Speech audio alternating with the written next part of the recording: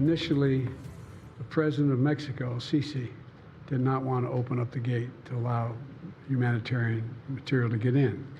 I talked to him. I convinced him to open the gate. I talked to Bibi to open the gate on the Israeli side. I've been pushing really hard to get humanitarian assistance into Gaza.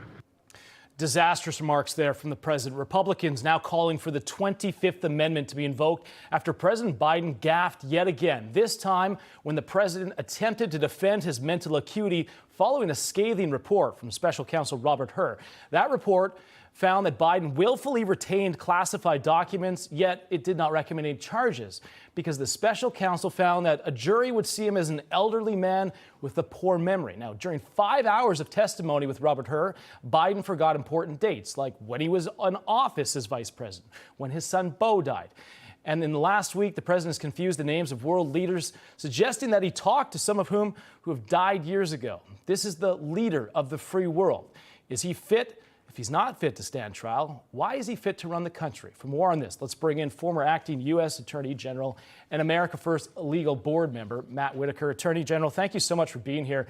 The left-wing media is calling this a political hit job on President Biden. How did you feel after seeing this report? Are you concerned?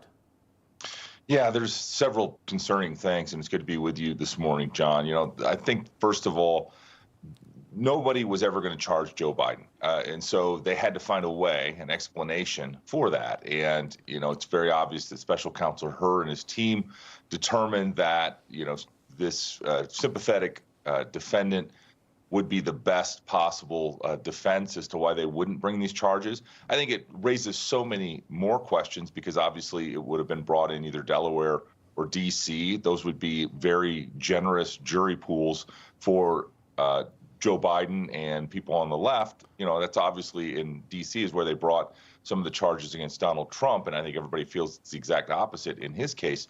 But remember, you know, I think the biggest concerning in the two-tiered system of justice is that Joe Biden was not charged for willful retention, and there are 30-plus counts against Donald Trump down in Florida for the exact same behavior. And to explain that away, that he's an old man with bad memory, I think it really undermines our entire system of justice. And, you know, no one is above the law, and there is equal protection under the law, and you should treat people the same. And in this case, they didn't.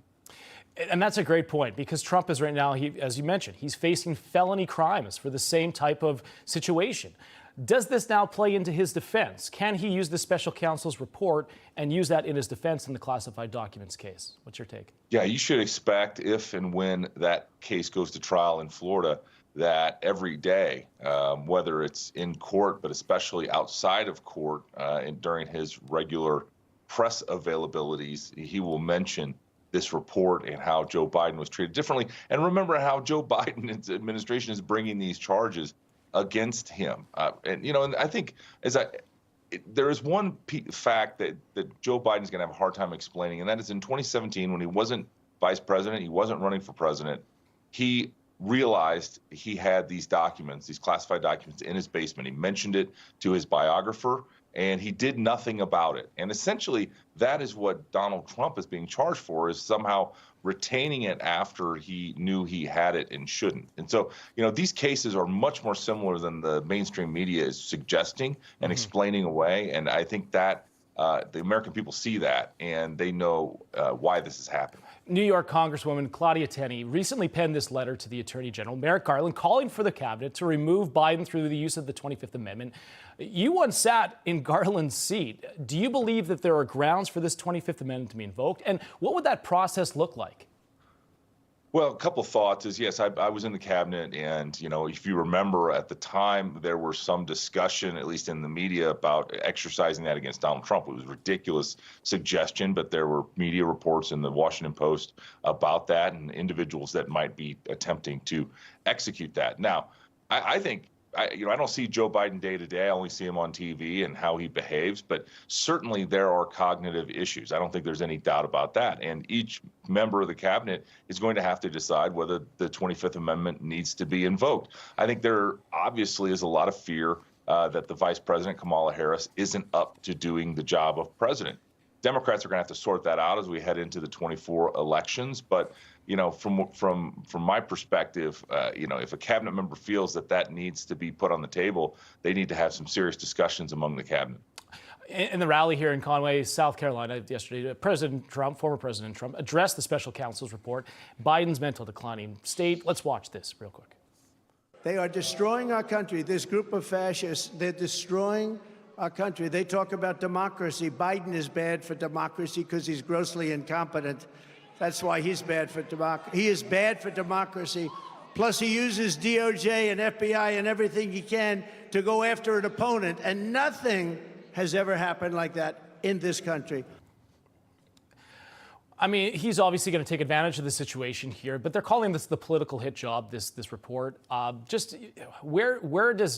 will Trump now potentially use this on the campaign trail? He likely will continue to use this because it does show that two-tiered system of justice, and some would argue that he's now facing these crimes. How does he go about this, and does he have to play sort of carefully if he's out there because of a lot of these gag orders and that sort of thing that are on the table?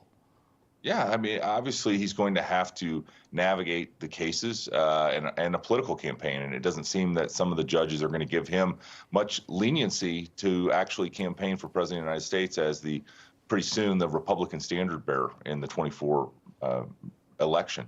But I don't think the report is a political hit job. Again, Rob Hur was never going to charge Joe Biden. They needed to explain why they weren't going to do that. They also needed to explain how the charges were different than in the case of President Trump. I don't think that they explained it very well. I think, but they did the best they could. And, Donald Trump has a real opportunity here to highlight, and I think he just did in that clip, then continue to highlight the two-tiered system of justice. I mean, they have used all of the resources, both at a federal level and at a state level. If you look at Fulton County and in Manhattan, all of those cases are focused on one person. They threw the rule books out that are using novel legal theories, and they're targeting an individual, which is inconsistent with how justice is actually delivered in the United States. And so, President Trump has every right to point that out, and there's many of us that need to also add our voices to what is unfair treatment of the former president and future president. We will see what happens next. We always appreciate your insight.